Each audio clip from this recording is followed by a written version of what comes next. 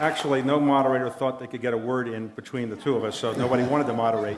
Before we start, I just be curious, how many people here think the U.S. economy is heading into a recession?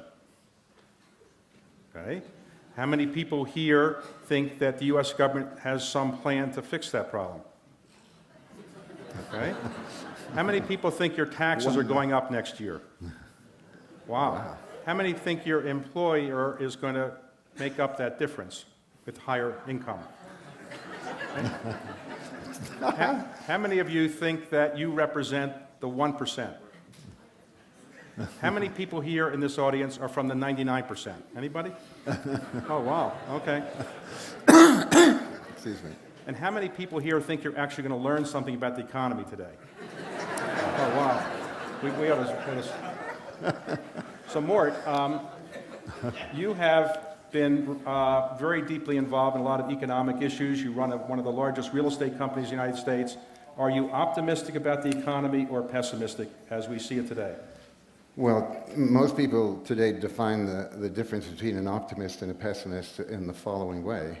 An optimist thinks this is the best of all possible worlds, and a pessimist fears he may be right.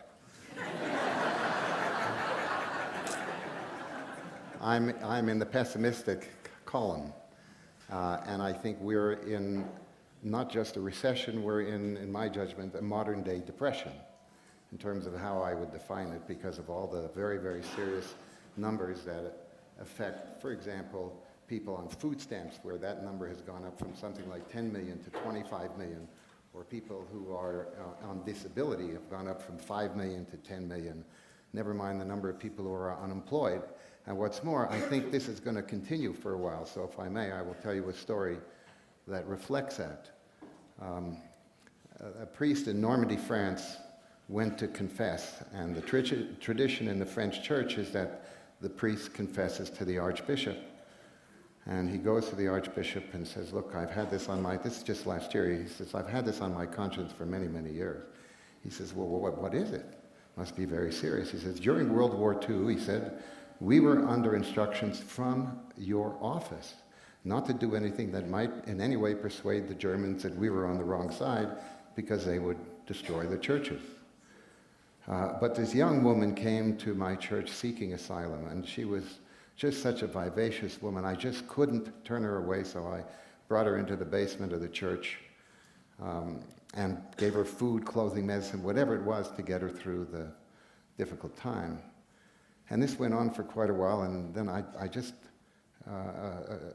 don't know quite how to explain this, but we were spending so much time together, and several years later, we had an affair. Oh my goodness, says the Archbishop, that's a violation of the most important vow that you make as a priest.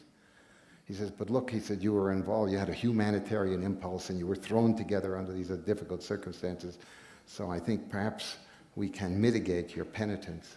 Well, he says, I haven't told you the entire story. He says, well, what else could there be? He said, I haven't told her the war is over yet.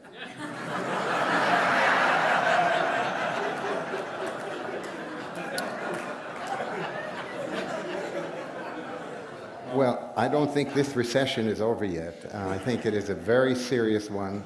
We have had the most stimulative fiscal and monetary policy in the history of this country, and we are still in a very, very weak economy that seems to me to be getting weaker. I could give you a whole series of statistics that would support that conclusion, and at some point I think we should discuss some of those statistics. So I am, for that reason, not only a pessimist, but a worried pessimist. I'll give you my perspective. It is that the truth is we define recessions as 2 consecutive quarters of negative growth. In my view, that definition is very much outdated, because while we technically got out of the recession 3 years ago, we never really emerged from it. And as a result of that very deep recession, the deepest recession since the Great Depression, we have 4 lingering economic problems that we didn't really solve in the recession, and they are going to be with us for years. Those problems are debt. We now have, as everybody knows, $15.8 trillion of federal debt and $60 trillion of unfunded Social Security, Medicare liabilities. Enormous amount of debt, and the consumer debt and it is still very high. We have today in this country 350% of GDP in debt, government debt and consumer debt, And that has not changed since we went into the recession. We had about 350% then. We have 350% now. We've changed it a little bit more government debt than consumer debt, but we have way too much debt. Second problem we haven't solved is the unemployment rate. We have theoretically an 8.1%, 8.2% unemployment rate. The real unemployment rate is 14.4%. It's the marginally attached rate because we count unemployment in this country by people who are looking for jobs in the last 4 weeks. If you stop looking, you're not counted. If you count those people who really want jobs, it's about 14.5% unemployment. We have 12.7 million people unemployed, and the truth is, people in this audience are probably not affected by it. If you are a white male with a college degree or a graduate degree, your chance of being unemployed is about 1 to 2%. If you are a black teenager in the United States, your chance of being unemployed is about 65%. 65% in some urban areas, overall about 35% for black teenage unemployment. So unemployment is very high, and it's not getting better anytime soon. The third problem that came about from the recession is the enormous problem we have with growth. Normally, after a recession, you should grow to get your unemployment back to where it should be at 6 to 7%. We've been growing at 1 to 2%. This year, we thought we might be growing at 3.5%. We're going to probably grow at a little bit less than 2%, maybe this quarter 1%. So economic growth is the most important thing to getting tax revenues and getting people back to work, and we still have very, very modest growth. And last is the income disparity. It is getting worse, not better. 1%, the upper 1% of wealth, people who have wealth in the United States have 40%. In other words, the upper 1%, the so-called 1%, control 40% of the wealth in the United States. The upper 1%, and that is up over the last 25 years from 30-some%. It used to be about 25 years ago, 30-some% was controlled by the upper 1%. Now it's 40%. The upper 1% now gets 25% of the income. It used to be about 25 years ago, about 7 to 8% of the income. So the income disparity is getting much worse than it has been. And in terms of the unemployment rate, it is so bad now that not since the Great Depression have we had 8% unemployment for as long as we've had. So these problems that I've mentioned, the debt, the growth rate, the unemployment, and income disparity are serious problems, and honestly, nothing is going to change between now and the time of the election, because Washington has concluded that there's nothing that it can do. The Fed has nothing left in its arsenal. The Congress will do nothing to make any changes. So the economy that you see today is the economy you're going to see in November. It may get slightly worse. We see some decline in our numbers in terms of the economic growth, but it's not going to be that much different than it is today. Unfortunately, Congress is not prepared to do anything until the next year. In other words, there had been a perception that the lame duck Congress will deal with some of these issues. Right now, the perception in Washington is nothing will get done in the lame duck. We'll probably extend all the tax cuts that are going to expire for 6 or 9 months, but it won't really have any enormous stimulative effect. It will take care of the problems of going into a deeper recession or deeper economic decline. But unfortunately, what we see today is what you're going to see for the next couple of months, in my view. Yes, let me supplement some of those statistics that David has put forth. There was a government report that came out just a couple of months ago that indicated that the net worth of the average American family from 2007 to 2010 went down by 39%. All of the accumulated net worth since 1992 was wiped out. 2 decades of an accumulation of net worth. Now, most of that was due to housing. Housing has continued to go down since 2010, so if anything, that problem is exacerbated. So you have a huge decline in net worth. Secondly, as far as the consumer confidence, which reflects a whole range of things, including net worth and including some of the statistics that David mentioned, consumer confidence today, given where we are in this so-called recovery from a recession, we normally have had, in the 3 years into a recovery, a cumulative GDP growth of about 15.2%. What we've had so far is about 6%. So it's a huge, huge slowdown in terms of the recovery, as I said, notwithstanding the most stimulative fiscal and monetary policy in our history. And what you have is a consumer confidence level that is today 13 points below the average low of every previous recession we've had since the end of World War II. We've had 11 of them, I might add, and this is by far the worst recession. And as I say, if you add to the unemployment numbers the number of people who have completely left the labor force, just they've given up, you have another, you'd have an unemployment rate in effect above 20%. And this is something that we have not been able to do very much about through normal fiscal and monetary policies that everybody would have thought would have had much more of an effect. So this is a very, very serious time. There was, I forget who it was, who when was asked whether, when somebody told her, did you hear that Calvin Coolidge had died?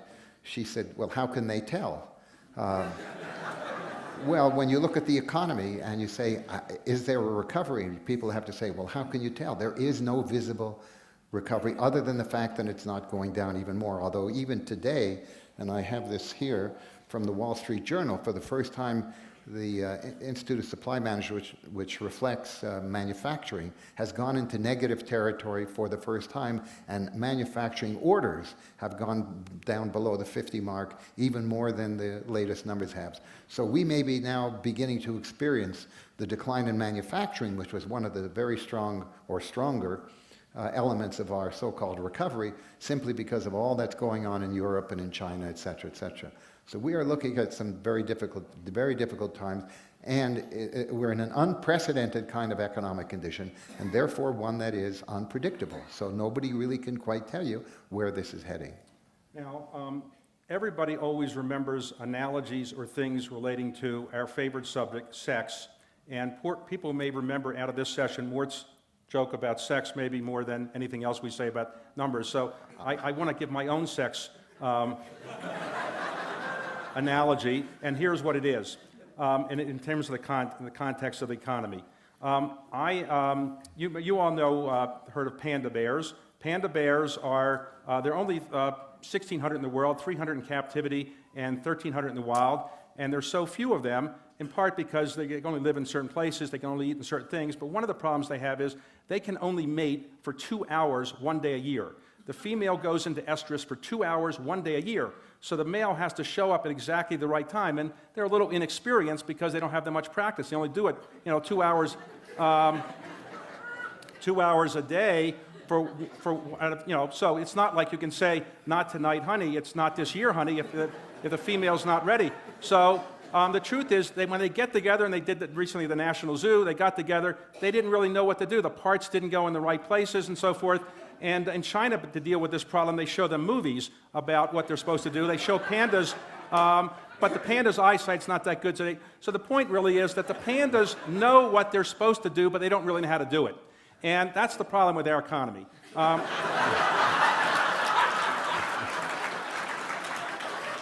The government knows what it's supposed to do, but it doesn't know how to do it. And one of the real problems is we've got complete dysfunction in Washington right now.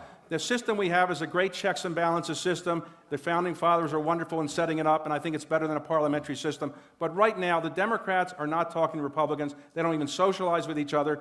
And right now, nobody in Washington really feels any need to do anything, because the Republicans in Congress say, we've been waiting for so many years to get rid of Obama. We've got him now where we want him 3 months ago. Why do anything? And the Democrats are basically saying much the same thing. We don't want to let the Republicans take any credit for something that might get done, and really they don't have any ability to get anything done right now through the Congress. Nothing is going to get done. We have to change the dysfunction. Otherwise, what's going to happen to us is what happened to other countries around the world. The United States has been the biggest economy in the world since 1870, and we've been the dominant economy in the world really since World War II. But the emerging markets have emerged. And in the year 2014, the emerging markets' total GDP will surpass that of the developed markets. We have all grown up in a time when the United States was the dominant economy, and we had the lifestyle that reflected that. Our children and grandchildren are not going to live in that world. China, in our lifetime, will be the biggest economy in the world, and the United States will probably be the second or third biggest by the end of this century. Unless we can get our economic activity moving again, unless we can be productive again, unless we can make people work at the way they should be able to work and make our economy much more efficient, we are going to be watching the emerging markets truly emerge. And it's an unfortunate situation. We don't want to let happen to us what happened to Britain and other countries that led the world and the economy in previous centuries, but it's going to slowly happen. Now, because our population's so big and because our economy is so big, we're not going to be Britain, but we are not going to have the lifestyle that we once had.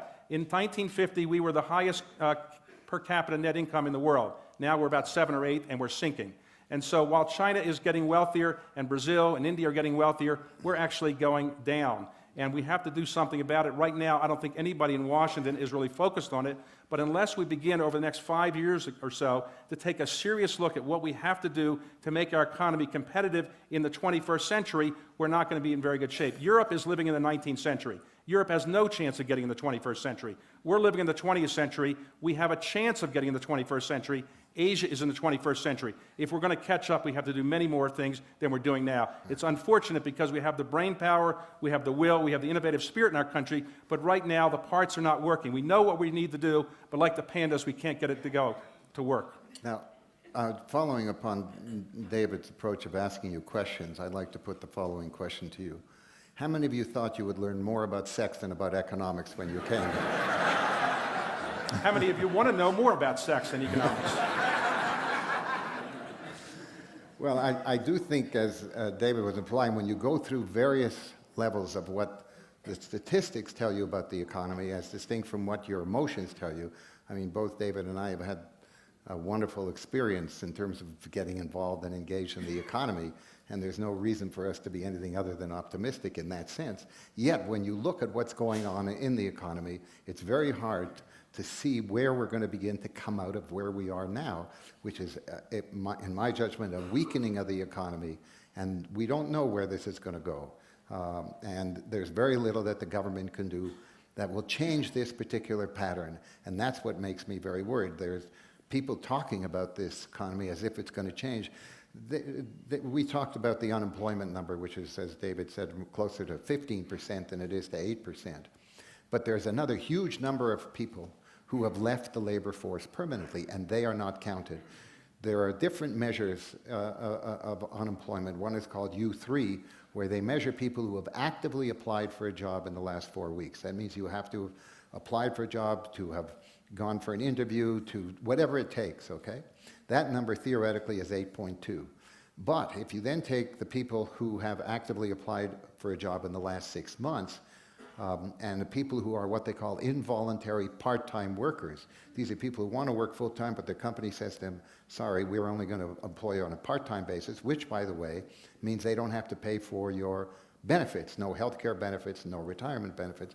That number is, as David says, is 14.8%.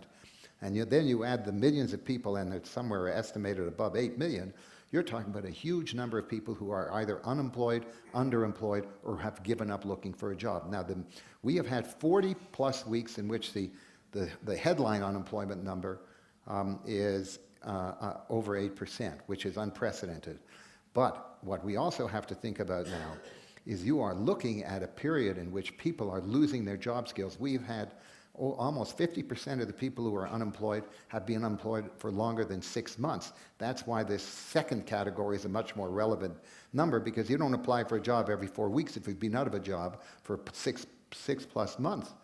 So we are looking at an extraordinarily weak economy that in some ways is disguised by what the press picks up as the headline unemployment number. And what you are also looking at is very little. You have 150,000 people who enter the labor force every month. So when we, as we have in the last couple of months, created 79,000 jobs or 87,000 jobs, that isn't even enough to take into account the new people coming into the labor market. And finally, there's another thing that is really important. Roughly 50% of the jobs that we have created in the last several years are part-time jobs. And that is a very serious issue, because that is a deliberate policy on the part of many companies for the simple reason they are not responsible for the health care and the retirement benefits. And this is a very serious issue for a lot of people. There were two studies, one from UCLA and one from the University of Chicago, of the effects of what they called regulatory insecurity or political insecurity. Most of it reflected the health care bill that was passed several years ago and now confirmed recently by the Supreme Court. And they estimated between 2 and 2.5 million jobs were literally not created as a result of the uncertainty created by this, amongst other policies. So we have to be very careful, because business confidence is at a very, very low level.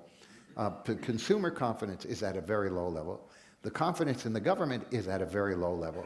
And the problem is that nobody knows how this sort of combination of different negative forces can join together in something that could be quite dangerous. And we're not out of the woods in the world, as David points out. China's having a real decline for the first time. Europe is the European economy reminds me of the man who jumped off a 30-story building, and as he went by the 6th floor, he yelled, "And don't worry, nothing's happened yet."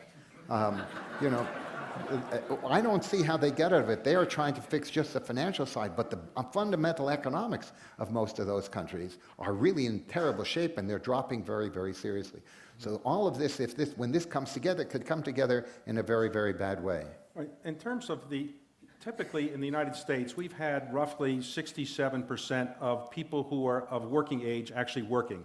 So the labor force would have 67% of the people, of men and women of the working age working. Now that percentage is going down, and we're closer to 60%.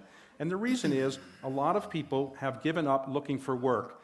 Since 2007, 35% of the people who since 2007, people who have given up looking for work, 35% of them are people who would like to work, but they just can't find it.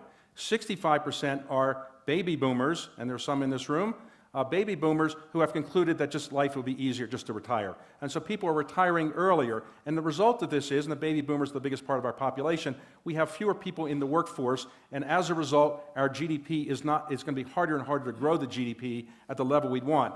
Typically, after a recession, 33 months after a recession, and we're now 33 months after the last recession ended, typically you have increased your GDP by a certain amount. Typically you have gone up total about 10%. So 33 months after a recession is over, typically the GDP of the United States has gone up by 10% from where it was at the end of that recession. Now we're only up about 6.5%. So our GDP hasn't gone very much up compared to where it should be, and in part that's because people have dropped out of the workforce. There's not as many workers in the workforce, and it's a problem we have to deal with. We don't look as bad as Europe, and let me explain why that's maybe a blessing in disguise, but only for a brief period of time. Europe has imploded a bit. It turns out that the euro doesn't really work unless you have a complete government and a political system that really surrounds the currency. So enormous amount of attention in recent months has been focused on Europe. But Europe will eventually come up with some patchwork solution, and when it does, Europe will limp along at 1 or 2% growth. Maybe Greece will get out of the euro, but eventually Europe will kind of muddle along. But because so many people have been focused on Europe, many people haven't focused on our problems in the United States. After Europe comes up with some solutions in a month or two, the world will begin to focus on the United States again. And the United States economy, as I mentioned for the reasons we talked about earlier, Mort and I did, we have some very low growth years ahead of us. We have very high unemployment ahead of us. We have debt problems we haven't been able to solve. The only reason we are better than Europe right now, and our debt ratio is really the same as the worst countries in Europe, is that we can print dollars. Now this is interesting. We can print currency and people will buy it. One of the best things that's happened to us is that people around the world have to buy our dollars, or they feel there's no other safe place that they can get repaid. So interestingly, since our debt was downgraded, we've actually found interest rates gone down in terms of U.S. debt. The Chinese have nothing to do. They own 1.1 trillion of our debt. They're going to keep buying roughly that kind of percentage, even though the interest rates will go down. At some point, somebody's going to wake up and say, wait a second, I don't want to buy the U.S. debt at very low interest rates. I want a higher interest rate.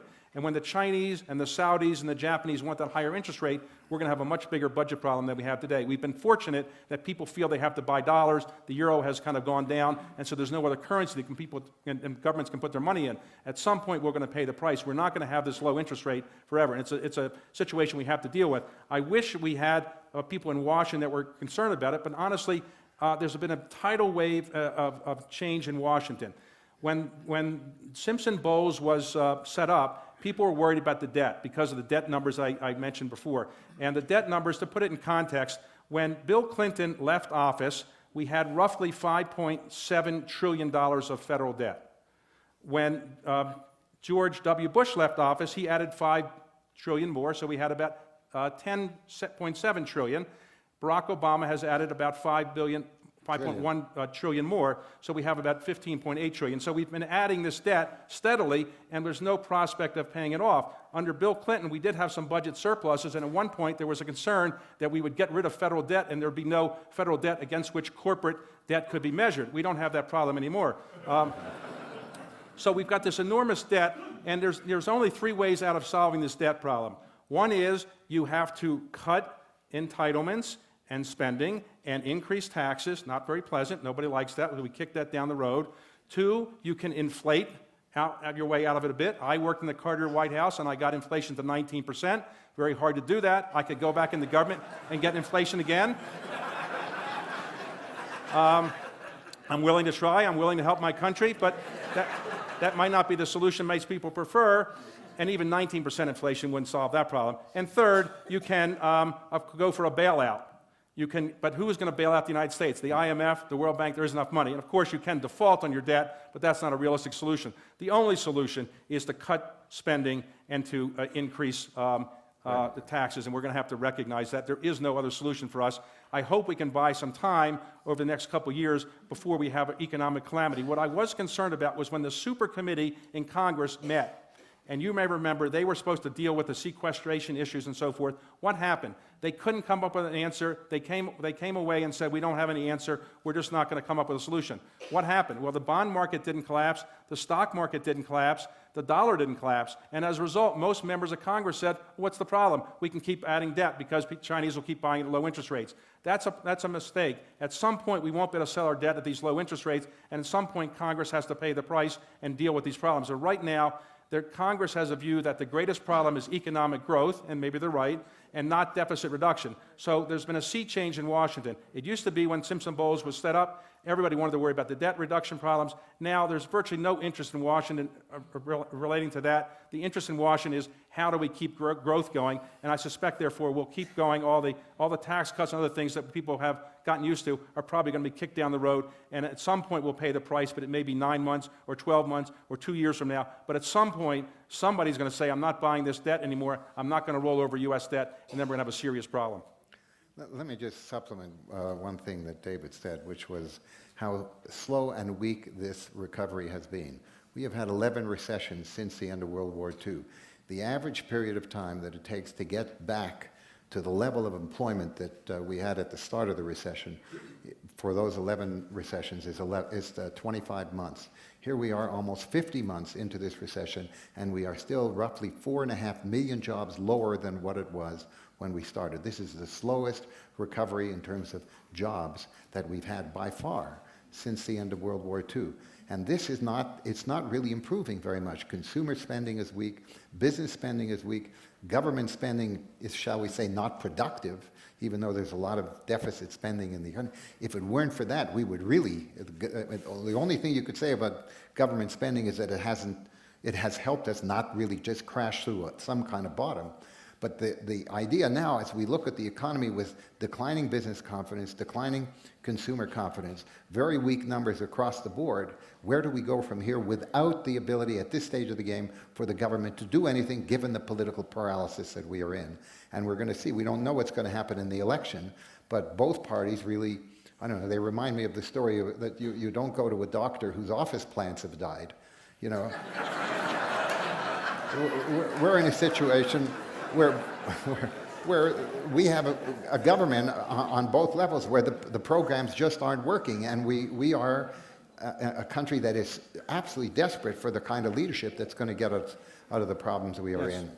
I agree with that, and have we sufficiently depressed everybody? Is there anybody here that's not depressed yet? Yeah. Okay. Yeah. All right, we're sorry. Maybe we'll spend some time on maybe some good news if we can find some. And what are the solutions? And we'll get the questions in a moment. Yeah. In terms of solutions and what was going to happen, and one thing I would like to talk about relating to what Mort said in terms of leadership, whatever you think about John Roberts and the decision in the Supreme Court recently, I think you would have to agree that it was a bit of courage for a man to go against his instincts and probably his brethren and to do something that he thought would be in the end better for the country. And maybe while he didn't like the health care bill, he thought having some political leadership and doing something that was against his maybe instincts was a good thing. I personally think that John Roberts showed a lot of courage and a lot of leadership. I hope that our political I just hope that our political leaders would take a lesson from that and say, okay, the most important thing is not getting reelected. The most important thing is making the country better. And I don't really care about getting reelected as much. You know, It's interesting. I meet with members of Congress all the time, and I meet with former members of Congress all the time, and what I get out of them is this. Most members of Congress are deathly afraid of not getting reelected. They spend enormous amounts of time begging for money, no doubt from people here and your friends, and money you get incessant calls. How many people here have not received a call from a member of Congress or a senator recently about money? Anybody? Very, very rare. But when I meet with former members of Congress, they are thrilled that they're not in Congress anymore. I keep telling them, don't worry about getting reelected, because there is life after Congress. You'll be fine. But they're obsessed with getting reelected, and they don't want to show any leadership. If we could have some leadership, not unlike John Roberts, I think it would be a good idea. Let me give you one idea that I think is a solution to the problem, but it's not going to solve all the problems we have. There's one idea that I'd like you to think about. It's not a perfect solution. It can deal with one aspect of it, and that's the inability of our country to increase taxes at a level that's fair and a level that will increase government involvement in certain things, but also incent the business world to make investments, and also to cut some of the entitlement spendings that we can't afford. We had the Simpson-Bowles Commission, and President of the United States, I think, made a mistake in not even meeting with them. He didn't even take the material and say, thank you for the job well done. He was afraid that it was so controversial that he didn't want to be seen associated with it. Leave aside whether that was right or wrong. Simpson-Bowles, therefore, never got very far. What I would like to do is to have a system that it's not unlike congressional salary increases. When we want to increase salaries for members of Congress, what we used to do is we had members of Congress vote for it, and it was politically difficult. So they created a commission, and the commission now says, here's what the appropriate salary increase is. It goes into effect unless members of Congress vote to overturn it. How many votes do you think there are to overturn that commission recommendation? The same thing is true in military base closings. Right. When we want to close a military base, members of Congress don't vote for it anymore. The commission recommends it, goes into effect unless Congress votes to overturn it. They never vote to overturn it. We need a Simpson-Bowles-like commission, representative of the appropriate kind of people, and let its impact, its recommendations go into effect unless Congress votes to overturn it. That's the only way we're going to get something done, because Congress doesn't have the courage, in my view, right now, to vote for the kind of things they know we need to do. If we had a voice vote in Congress, it would pass, but nobody really wants to go through a voice vote. That was a call from David's congressman. I just want you to know that. Right, okay. No, so, you have a solution. What would you do to kind of make the situation better? Listen, I think this whole issue of leadership is central, and I have to say, this is a country that always responds primarily to presidential leadership. And that, I think, is still not working in this country. The Simpson-Bowles Commission was one of the most frustrating and, frankly, disgraceful periods of American political leadership.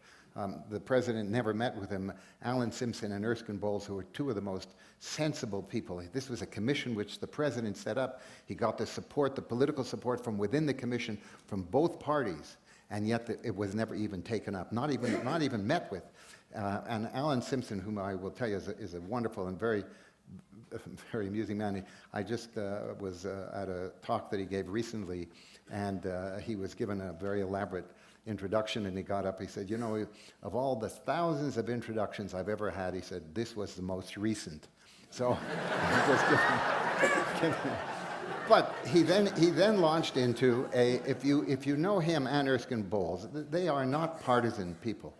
And he was launched into a statement of great dismay over the inability to deal with this. Now, what is going on now is that these are folks who are literally developing legislation that they hope to be able to submit to the Congress after the election, in the hope that between the end of the election period and the end of the Congress, which is not going to be too long, they may be able to get some of this legislation through. And a number of us have been meeting with all of these different people who are hoping that that will take place. But there are several other things that I would like to suggest, which are more long-term in nature.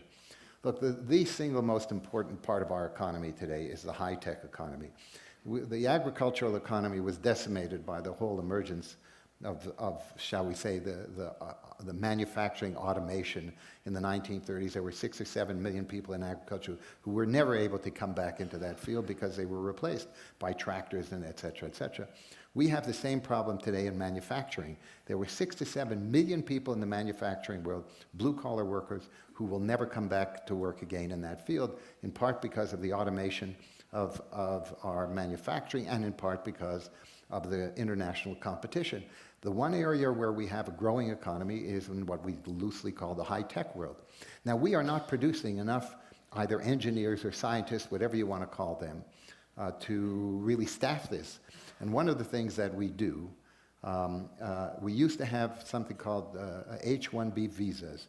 These are visas given to foreign graduate students in the hard sciences who are in American universities. We had 195,000 of those. It was reduced to 65,000 when the dot-com bubble burst in 2001, 2002, because at that point we had a surplus of surplus of engineers. Now we have a shortage of engineers. These are people who want to work in this country. Instead, we train them. They take our education and they work for companies in countries that compete with us. So the least we could do is to get this group of people back to the number of 195,000 that we had in the year 2000. You cannot get neither the administration or the Congress to do that. They seem to be paralyzed. I'll give you another thing that is something that we should be doing in an era of very low interest rates over the long term, which is to dramatically improve our infrastructure spending. Infrastructure is a huge part of our economy. And we could finance that today. We would have to introduce this with expedited environmental approval so that there is no way of just blocking these things, which a lot of groups tend to do. And I don't mean this as a disrespect for the environmental concerns. It's just that we have other interests that have to be taken into account. This is a job multiplier. That is to say, if you invest $1 in infrastructure in terms of other economic benefits through employment and other things, you'll get back, say, $2 or $2.50. Unlike just giving money, frankly, to the public service unions, which is what half of the stimulus program did through the the charade that it was going to state and local governments. Not that I want to reduce the number of police or firemen, nobody wants to stand, but you've got to find a way to stimulate this economy, and it's got to be done in a way that just doesn't serve the political interests of one party or another. So these are three things that I would do: the H-1B visas, the infrastructure program, and frankly, as was indicated, we just have got to redo our tax code and broaden the tax code. You could lower the rates, eliminate a lot of particular benefits that frankly aren't deserved, but that are obtained through, frankly, political contributions that the Congress is so interested in, and therefore they help grease the way for these very special tax benefits. So these are things that can be done and should be done and would have a major impact, but it's going to take political leadership on all of these levels to get something done. Before we go to questions, let me try to cheer you up a little bit, if I could. We still are the largest economy in the world, and for the next 20 years or so, we will be the largest in terms of total GDP. China will not catch up for another 20 years or so. Our per capita net income will not be as high as it once was, the highest in the world, but of developed countries, large developed countries, we will be number one. We're number 7 overall, but Abu Dhabi or Qatar probably are not as relevant. So we still have a very high per capita net income. We have an education system at the university level that is the envy of the world. Everybody in the world wants to have a degree from one of these great American universities. And that's something, while those universities have some financial challenges, we really should take great pride in the ability of these universities to turn out people who are creative, hardworking, very smart, and going to build our economy into the future. Third or fourth, we have the most innovative economy in the world. The great technological innovations that Mort's talked about are really occurring in this country. Facebook and Apple and Amazon, they weren't started in France or they weren't started in China, they were started here. And the kind of innovative economy that we have in Silicon Valley and other parts of the world really is something that we can take enormous pride in.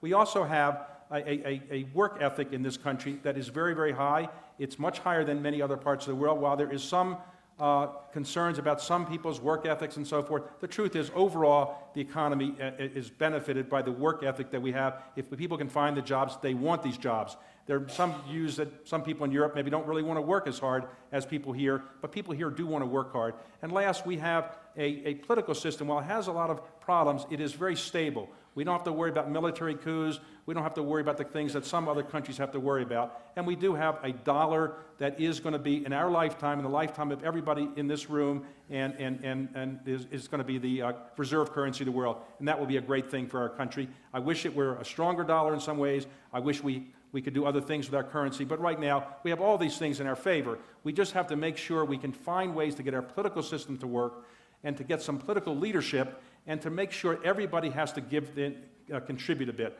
Right now, everybody doesn't feel like they're being asked to contribute. If our political leaders would say, I want you to sacrifice. I want you to do something that's not in your economic interest. We'd be better off. Very few political leaders now say to their people who are their constituents, I want you to sacrifice. I want you to work harder. I want you to pay a little bit more. I want you to be taxed a little bit more. People are afraid of saying to their constituents they have to sacrifice. I think the American people are willing to sacrifice if we have leadership that will ask them to do so, but nobody's asking us to do so. So what we really want is leadership, I think, that is asking us to make the kind of sacrifices that I think are necessary. Hopefully that will get done, and the other good things I just mentioned will enable our economy to be one that all of us can be proud of, and our children and grandchildren will live lifestyles as good as the ones that we've had. So, want to take questions, or? Sure. I want to ask a question, okay? How many people here think David Rubenstein should run for Congress at one level or another? Okay. I can't afford the pay cut, but how many people here, before we do that, how many people here think Mitt Romney will be the next president of the United States? How many? Okay. How many people here think Barack Obama will be? Wow. Okay, how many people have shifted their views on Barack Obama since he was first elected? Anybody? Jeez. Anybody shifted their views on Mitt Romney? How many people think Mort Zuckerman should run for president of the United States? Okay, well, we've got a little... No, I think when this country is ready for its first Canadian-born Jewish president, I'm your guy. Well, any Jewish president would be good, but okay. But probably that Jewish president's last name isn't going to be Zuckerman or Rubenstein. It's going to be more something like, sounds a little waspier than that. Okay, so questions. Man, right here. Well, I guess, well, right here. You're next. Okay. Could you just stand up so people would hear you and see you? Hi, I want you to address the validity of this statement. There's an economic principle that says you want your producing class, your people essentially between 18 and 65, your workers, to outweigh your dependents, people too young, too old to work. Right now, our baby boomers are retiring and leaving the workforce. Yes. And this is also happening in Italy, where they have such a high death rate going down. And China has Yes, high okay, birth I rates. understand. What? Your question is? My question is, assess the do you see in 30 years, when China's population is aging and America's population is younger, that the growth will go and China will begin to decline? We didn't discuss demographics, but let me just get to this. When the Social Security system was set up in the United States, it first paid benefits in 1940. At that time, in 1940, there were 33 workers for every retiree. Today, there are 3.3 workers for every retiree. In the year 2025, there'll be 2 workers for every retiree. Obviously, a system that's not sustainable. Our population is aging. It's good to be getting older, and increasingly I think it's a good thing that you can live when you're longer. But I think we have to recognize our average population is about 37 in this country. In Europe, it's about 41. Japan, it's about 45. So we have some demographic issues. China's not much younger than us because of the one-child policy. What we have to recognize is that our population ages. We have not enough workers to support the retirement system that we built in. When we set up Social Security, the average age of people in the United States was 60. So we said you can retire at 65. Well, not that many people got to collect benefits because they weren't living that long. Now the average age is about 81 or 82, and we can't afford this system. So we've got, because of our demographics, we're going to have to change it dramatically in future years. Retire later and collect, I think, fewer benefits. More? Yeah, there are 79 million baby boomers from World War II who are just beginning to retire. Add 65 to 1945, and you see where we are. We have no way of supporting them within the context of our Social Security system and undoubtedly in our health system. And the question is, how do we deal with this? Now, in 1983, Ronald Reagan, President Reagan, and Tip O'Neill, the Speaker of the House, a Democrat, between the two of them, in a very quiet way, worked out a saving of the Social Security system, which had at that point about $25 billion in the trust fund. It now, I might add, has, as a result of the work that they did, in which they increased the so-called Social Security contributions, which some people call Social Security taxes, okay? They increased that dramatically. They also reduced some of the benefits by extending the age at which you receive some of these benefits. Now, this was a bipartisan effort that was done quietly, as Reagan and Tip O'Neill both agreed, We are both going to get the blame and we'll both get the credit. But the country was a savior because today we have $2.8 trillion in the Social Security Trust Fund. This is an example of where bipartisan activity can really make a huge difference in dealing with some of these issues. I might add, we have had 40 increases in Social Security taxes since it was first introduced in the 1930s. So when governments, when they have leadership, when you have leadership between the Congress and the White House, you can really make things happen. Today, that relationship between the Congress and the White House is virtually non-existent. And I mean, there are so many, I don't know if somebody saw this, there was a front page story in the New York Times, for example, that Barack Obama and Mitch McConnell had not had a single one-on-one meeting in the first 18 months he was in office, which is almost unprecedented. It's almost impossible to understand. I could give you more examples of that where there's virtually no dialogue between the executive branch and the congressional, the legislative branch. You had more one-on-ones meetings with Barack Obama than Mitch McConnell, right? Yeah, absolutely. I mean, the whole thing is just mysterious to me. I will give you another example. I gave a talk on the economy not too long ago, within the last couple of months, to one of the major legislative committees in the Congress. And as you probably have gathered, I'm almost as pessimistic as David, or slightly more pessimistic, but not by much. And I explained why, and then I answered questions, and then I was meeting with the leaders of this committee. One was a Republican, now the chairman, and one was a Democrat, formerly the chairman. And I said, how do you work with the White House? They say, we don't. I said, what do you mean you don't? He said, in the 3.5+ years, we have not had any contact with the White House leadership at all. No telephone calls, no visits, nothing. Now, that's just almost unimaginable. That is not the way that you're going to get things done, because whether you like it or not, as Bill Daley would say, politics is also about personal relationships. And you have to do it. If anybody reads the Robert Caro book on Lyndon Johnson, you will find out if there is somebody who understood how the Congress works. He came out of the Congress, in fairness.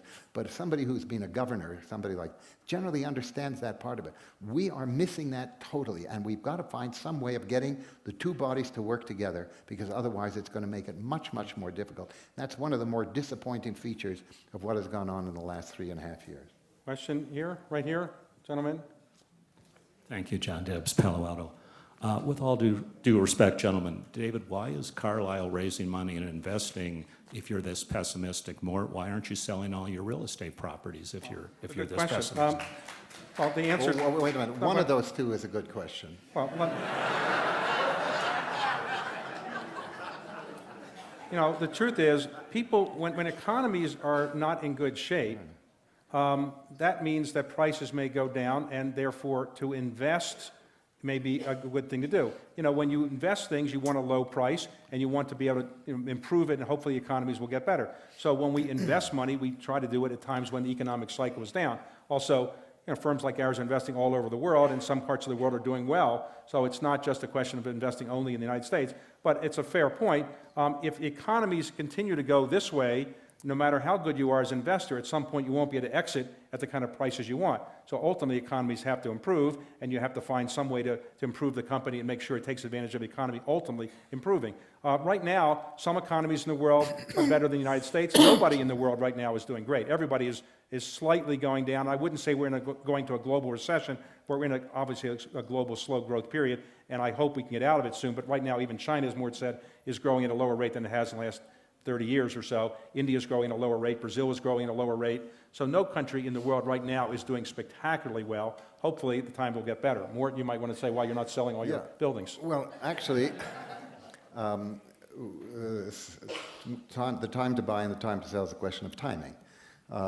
We did sell a lot of buildings, but in 2006, 2007, and 2008, when there was a bubble in commercial real estate, as there was in residential real estate. I wrote an editorial about the residential market in 2006, and I came to the conclusion that it was an unsustainable bubble, and then I looked at the commercial market and came to the conclusion that that was an unsustainable bubble, so we decided to sell.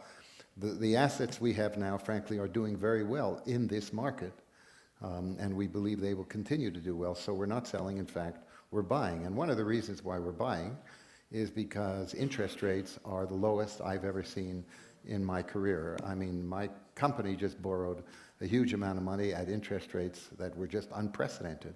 And it changes all of the calculations. And so, in fact, we are not interested in selling, we are interested in buying. And if you happen to know of any good buildings, please call me. Okay. Other questions? How about this side, right here? Gentleman right here on this side. Here goes a mic right there. Hi, wonderful presentation and most amusing. Greg Hamra from Miami, work with a company called Everblue, dropping all my stuff. It has been said that infinite growth on a finite planet, anybody who believes in infinite growth on a finite planet is either mad or an economist. I know there are a lot of moving parts. Water security, energy security, competition for natural resources. Do you see a way out of this mess while keeping an eye on not jeopardizing our biosphere? Because we're discussing, that's a sort of a big elephant in the room that I don't hear discussed a lot of times when we're discussing economics. It's a very fair point. When I was born in 1949, some people here may be around that time as well. Some people are much younger, I can see.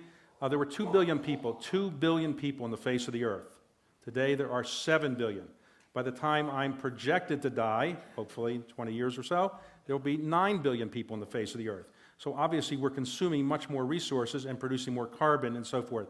So it's a serious problem. I don't think we're going to solve that in this panel right now, but I do think we have to recognize the fact that we're using much more resources than we did before when we had 2 billion people, and last century only less than 1 billion people in the 1800s. So I do think that we have to be more concerned about energy and global warming and those kind of issues, but I do think that energy, just as an aside, energy will turn out to be one of the great areas in which to invest around the world, not just alternative energy. We will go to alternative energy, but alternative energies now is only about 7% of the energy in the United States. The truth is, God created oil and gas, and it's the most efficient form of energy that we've ever seen. I've often wondered whether, if God had not created oil and gas on the face of the earth, whether civilization would be further ahead or further behind, because we would have come up with other means to produce energy for ourselves. I don't know the answer to that, but as long as we have another 100, 200 years of oil and gas, we will consume it because it's so efficient. We just have to do it more environmentally sensitive ways, but because of new fracking and other techniques, the world is going to be in a surplus of oil and gas for a while. Prices will probably come down, and actually for the first time in decades, we're now exporting petroleum products more than we're importing. We're exporting more than we're importing, which is a big change. It's helpful to our economy, but it's a much more complicated issue about global warming and so forth. I can't address all those issues right now. Mort? Yeah, when I was born in 1962,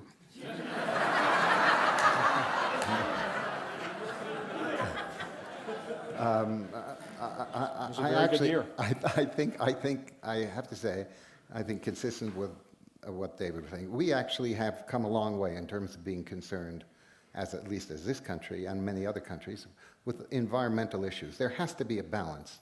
I do think, and again to underscore what David said, this whole issue of developing natural gas through this fracking process has changed the amount of energy that we are importing from 60% down to 47% the last time I looked, and it's going to go down to the point where we're going to become not only net exporters at a certain level now, but much larger over time, and that is a fairly clean-cut way of, it's never perfect, of developing energy to support this country's economy.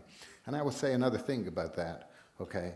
It also will reduce, shall we say, the role of certain other countries in parts of the Middle East and their influence on the world and the policies of the world, which I personally happen to welcome.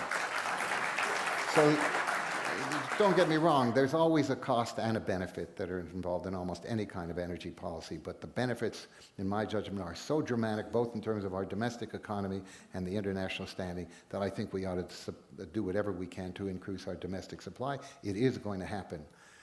Nevertheless, having said all of that, I mean, I do think that in that sense, there is an example of a reason to be very optimistic about the U.S. economy. I think we can become completely energy independent within a very short order of time that was completely unanticipated in until the last few years.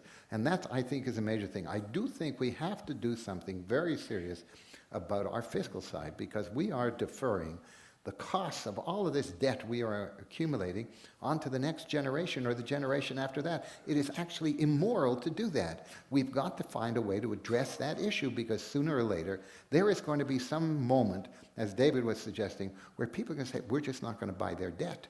And then we're going to have a crisis that we won't be able to control. You know, life is never perfect. You know, I always used to say, when a woman told me she was perfect, I said I was practiced. But anyway, that's a whole other issue. I do think that there is a serious issue here that we have to address. And I really hope this country finds a way to address it. Other questions? Right here, gentleman here.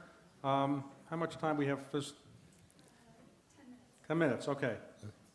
My name is Robert Potter. I live in a suburb of Dallas, and my television set only works one way, and we're pleased. My wife and I watch more every week on McLaughlin Group, and you do a great job. But I came in, that's my first comment. My second comment is that I came into this room with the question, and that question was, what would you do if you were king of the United States? And I want to compliment the two of you because you told us the answer, and we didn't have to ask that question. I think it was a job well done. Well, I would abdicate for David. We've had one King David once. I don't think we know that. But, okay, so yes, ma'am. Hi, I'm Nancy Zirkin, and I'm from Washington, D.C. Washington, D.C. That's Yes. where the real world really is. Not. Right.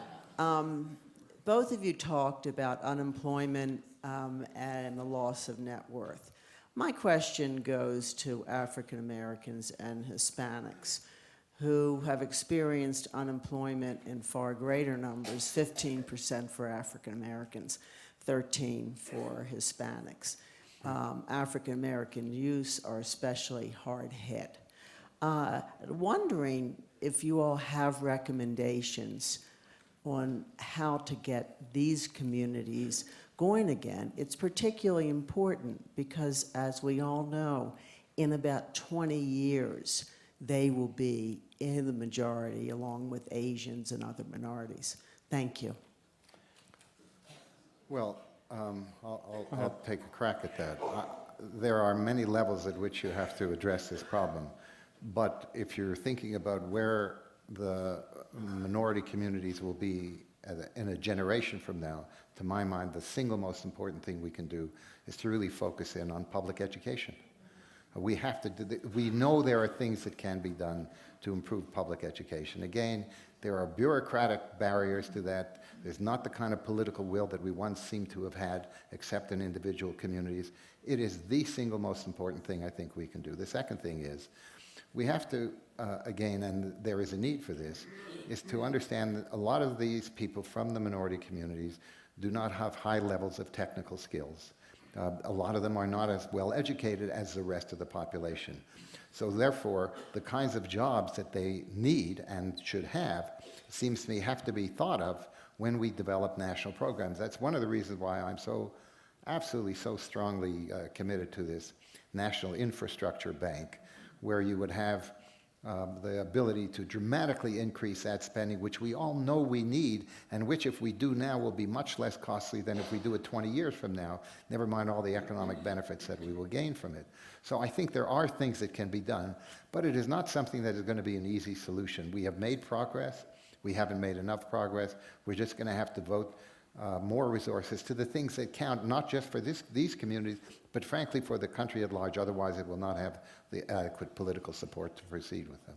Now, I would just add that, you know, in D.C., for example, about 30% of people who go into D.C. public schools do not graduate.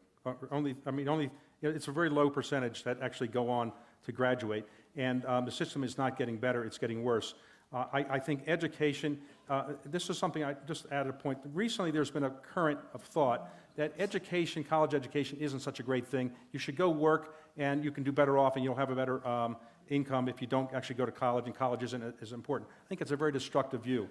There's no doubt that the better educated you are, the better you're going to do in life, economically. And we should encourage people in the minority community to go to college, get trained, get educated, because they're going to have a much better economic life if they do so. And right now, we have a big problem in that many people are dropping out, not just in Washington, D.C., but around the country, minorities particularly, a very high dropout rate. We've got to address that problem. We haven't done a very good job with it, for sure. And as you suggest, the unemployment rate now for blacks in the United States is roughly 13.5%. So the white unemployment rate's about 7%, Hispanics about 11%, Asians about 5%, Jewish is probably 0%. But so black unemployment is a big problem, and black high school dropout rates is an even bigger problem right now. We don't have any great solutions that I can come up with at the moment, but it's something we have to address for sure. Yes, right here. Grace Bender, also. Grace, wait. Okay. Grace Bender, also from Washington, D.C. You both talked about the debt our children and grandchildren will have, but there's a huge number of students who take loans for college, and that's putting a heavy debt on them, and they can't find jobs. So how, you encourage them to go to college, but they can't get jobs, and then they have debt. So what would you recommend? I tell parents all the time, you're going to get to know your kids pretty well when they graduate from college, because they're going to come back and live with you. It is a problem, but it's a short-term problem. Right now, people are taking debt to get through college, and the unemployment situation isn't great, but the alternative is to not go to college and to really have a lesser chance. So it is a problem right now, but people should not all of a sudden conclude that they shouldn't go to college or get some kind of graduate degree education. Yes, the debt burden is considerable, and we have to find other ways to put off the need to repay the debt for a while, but it is a larger and larger part of our debt burden in the United States. In fact, the biggest part of increasing debt in the United States is actually student loans, percentage-wise, because people are borrowing an enormous amount of money to pay for colleges. Other questions right here? Yes, ma'am. Clara Doublar from New York City. I also might add that I'm first-generation Hispanic immigrant, so I will always be optimistic about the United States. My question, gentlemen, is you've been outlining public sector solutions. What would you continue to add to private sector solutions? What can business do to enhance growth in the United States? Yes. And what industries do you think hold the most promise, for growth? Okay, well, I'll start first. There's no doubt that business can do more than it has done. Business in the United States has about $2 trillion of cash on the balance sheet. Many companies are afraid of investing in the United States now because of taxes, regulations, or uncertainty. And what we've seen over the last couple months, and it's going to go on for the next couple months, because people don't know who the next president of the United States is going to be, many corporate leaders are saying, well, why don't I wait and see what the next government's going to do, who are they going to be? I can wait, I've waited a while, I'll wait longer. So I wish corporations would begin to actually spend some of their cash and invest in the United States more than they have done. And I wish that they would do much more to facilitate their employees getting education while they're working, other kinds of programs, for-profit education programs and things like that. But the corporations can do much more. My general perception is many business leaders in the United States feel that the government is not listening to them, is completely antithetical to their interests, and therefore have given up and want to put more of their money outside the United States than the United States. And we need to have a much more cooperative attitude, in my view, between the government and the business community, because right now the business community is turning deaf ears to what the government's saying, and they're looking abroad to invest. Right. Even I couldn't have said it better. No, I agree with that completely. I mean, look, I do think that there is a different obligation or sense of responsibility between the public sector and the private sector. Education, frankly, is something that is predominantly in the public sector, and rightly so. And it's not just college education, it is primary school, secondary school. This is one of the major functions of government, and one of the things that distresses me is that as we accumulate the kind of debt that we are accumulating at the governmental levels, not just at the federal level, but at the state and local level, governments are getting increasingly paralyzed. And frankly, one of the reasons that that is happening is that the expenses of the employees, the public service employees, is just a hugely growing expense. And usually it's growing in terms of the retirement benefits or the health care benefits that these public service employees get that are not even available on anywhere near the same numbers in the private sector. And that comes out of the very simple fact that politicians want to get reelected, and therefore they're on the other side of the table from the public service unions, and they sort of want to gain their support in one form or another. So if it were up to me, I would make all public service compensation determined by an independent commission and not by the people who they might or might not vote against. I think you would free up a lot of resources that should go particularly at state and local levels to education, which I think is the single most important obligation of state and local governments. What about the solution of our annexing your former country, Canada? If we could get all that energy and combine those two, as we tried many years ago, Yeah. would that solve our problems? I think it would. It certainly wouldn't solve the problem for Canada, but I do take your point for So we are at our closing minutes. Mort, would you like to make a closing statement? Yeah, I mean, I sort of, again, want to echo something that David said. I mean, I have every reason to be optimistic about this country. I think it does have an enormous range of unbelievable talents, talents in its people, talents in its basic philosophy of government, talents in its educational system. It doesn't mean that we have done as well as we should. We have to find a way to address the problems. We have developed somehow or other, and particularly at the national level, a polarization of our political system that almost paralyzes us from doing anything that has to be done. At some point, somehow or other, there's going to be a breakthrough, and there will be some kind of leadership that coalesces in the Congress and in the executive branch where they know how to work together and solve these problems. That's the way it's been done in the past. It looks much more difficult today, but I do believe that here you will get into the issue of personalities. And I think where you get somebody who knows how to work on both sides of the aisle, both in the Congress and in the executive branch, and we can solve a lot of these problems because we do have the talent to do it, and we do have the history where we have done it, and I just hope we reinvigorate that history. So let me conclude by thanking all of you for coming to the Aspen Ideas Festival. I think it's a wonderful gathering of people. I've learned a lot myself here, and I've met a lot of good people and interesting people, and I hope you all felt it was a useful part of your time to come here, and it was worth the effort and money and energy you put into it. And I also would like to conclude with this. Tomorrow is the 4th of July, which is the day that we kind of mark how great it is and how lucky we are to be Americans. And let me just quote from one part of the Declaration of Independence that was signed on July the 4th, 1776. We hold these truths to be self-evident, that all men are created equal, that they're endowed by their Creator with certain unalienable rights, that among these are life, liberty, and the pursuit of happiness. I hope you all will pursue some happiness today and on the 4th of July, and remember why it's great to be an American. Thank you.